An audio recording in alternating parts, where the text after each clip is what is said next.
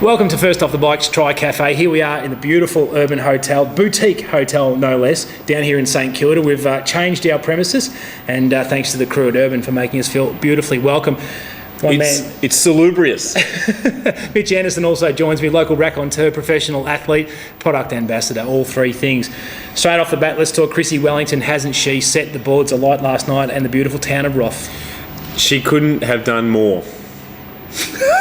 It was an astonishing performance. It's a Don Bradman-esque performance. She's won 11 Ironman now. She won by She was only 5.7% behind the lead male, Rasmus Henning, who had a phenomenal race. And I literally, I don't want to say I'm speechless because I'm not, but it creates a speechless environment. And certainly her marathon for me stuck out because the bike can be not fudge, but you can actually roll, and there's the course can help you. But when you're running, and 2:48 marathon.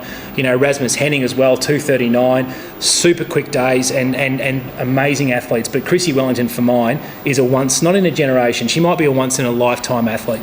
Look, I haven't run the numbers yet, but I suspect that she's well outside 3 standard deviations from the mean here. This is, we will not see another Chrissie Wellington for 2, 3, maybe 400 years. I think I'm running out of superlatives.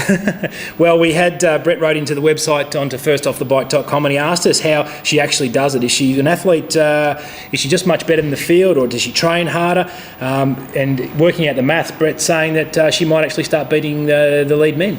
Look, I don't know about that, but I do think that on her day, she, if you split the genders apart, then she is far and away a better athlete than Crowie, who's won Ironman Hawaii twice now. She's better than we've seen from Dave Scott, Mark Allen. She's better than all of them. She's better than Paul Newby-Fraser. We have not seen an athlete like her, and I think that this crosses the boundaries to other sports. She is the most dominant female athlete and the most talented female athlete in sport today. Absolutely. Well, so the ITU had their big dance in Hamburg. We saw Javier Gomez doing the business against Jan Frodeno, the Olympic champion.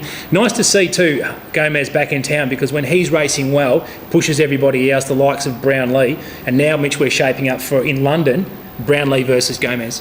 Yeah, look, he's certainly coming back on form. And I just think that you look the 3 athletes that you've mentioned, you look at all 3 of them, incredibly different shaped athletes, and that's what I love about triathlon as a sport, that you don't need to be super skinny, breaking bones from your osteoporosis to actually perform well. And that's why, seeing Jason Shortus race over Ironman distances is so fantastic, because it takes all sorts, and the ITU, it's wide open again. Special shout out to Lisa Norden, who's back in town, exacted a bit of revenge over Emma Moffat from the Gold Coast. Nice to see her injury free and training well. Crowie and Samantha Warner in Racine, 70.3. Crowie, pro's pro. Look, it's not that he's picking his races, it's just that he's the best going round. I think he was 8 minutes ahead of Matty White. A 1:15. Yeah, ran a 1:15. He's getting the job done, and really that's all it's about for him. It'll be about capping out bonuses, earning some prize money, some PR, but really the main game's in a few months' time. Big dance. And a good race for Sam Warner too, who was just outlasted Kate Major, who's found some form in Rhode Island. She backed it up with another good race in Racine, but nice to see Samantha Warner doing the job. She's an excellent athlete. Oh, she is, and I think she's going about trying to prove you wrong. Yes.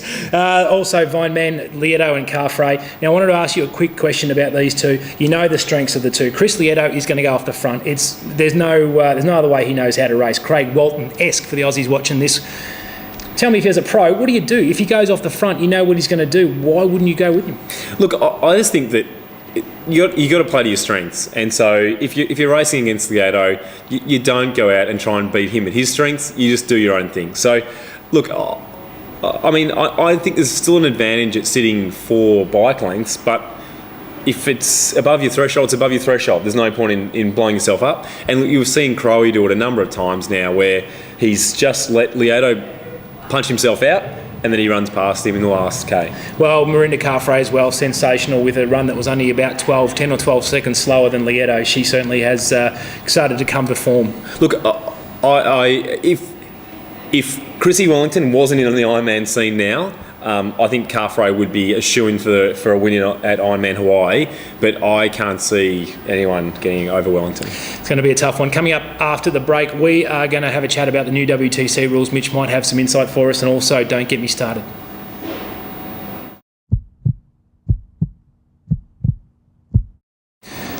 Welcome back to Tri Cafe. We're down here at the beautiful Urban Hotel. Thanks very much to those guys for making us feel so welcome. Fireside Chat. We've just been roasting some marshmallows. Glad you could join us. It is a cracking spot. If you are around, certainly jump on www.firstoffthebike.com. Get on the Urban icon, see where they all are.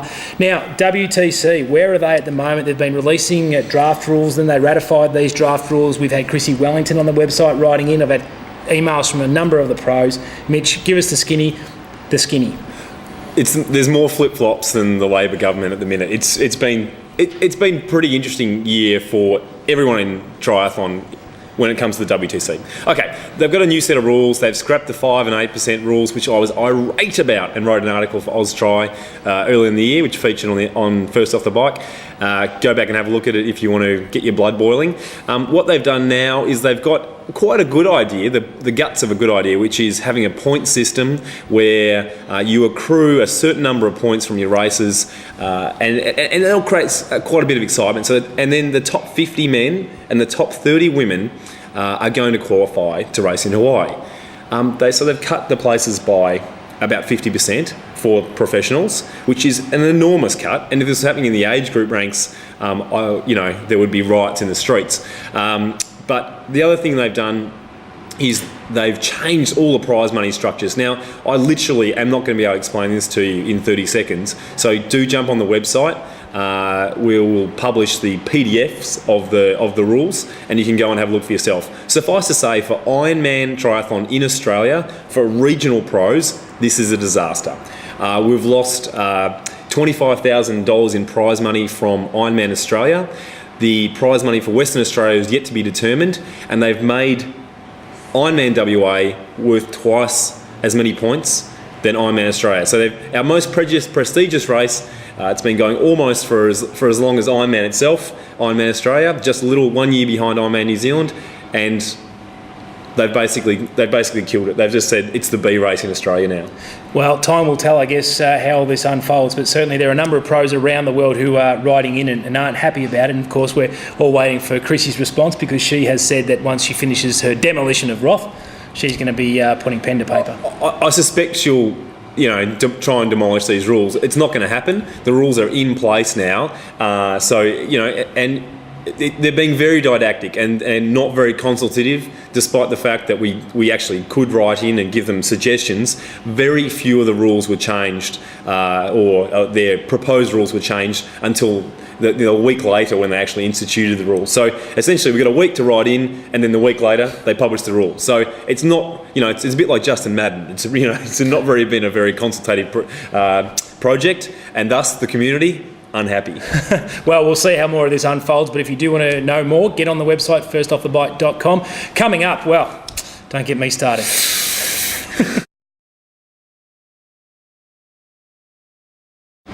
Well, this is the part of the show that even Tony Abbott tried to have banned. Don't get me started. Look, at the risk of having offended everyone, it's time to target you, God. I mean, really, winter time. What were you thinking? It's cold. I mean, sure, we're by the fire now, but small animals freezing. My nipples erect all the time. It's really horrible. It's uncomfortable in my lycra. And the rain and the wind. Why? Wintertime's very uncomfortable. Please, desist. Well, that's all we have time for. Thanks to the guys from Urban for making us feel so welcome. We'll see you on the next edition of Tri Cafe. It's all class.